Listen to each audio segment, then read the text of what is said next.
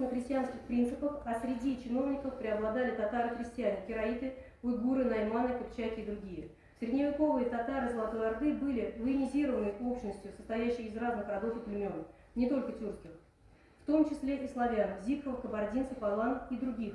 Владели государственным старотатарским на основе кыпчакского и церковнославянскими языками, по образу жизни отличались от податного населения, при этом именно ордынская аристократия постепенно распространяла на податное население татарские и церковнославянские языки. Православная церковь в начальный период существования Орды была в особом положении и обладала максимальными льготами.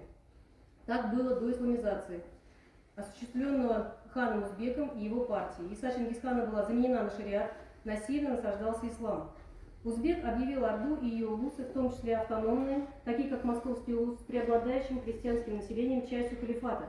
С тех пор монархия в Золотой Орде стала исламская, наследственная, аристократия подверглась чисткам и репрессиям по религиозному признаку. Был введен особый налог с крестьян – харадж, выход.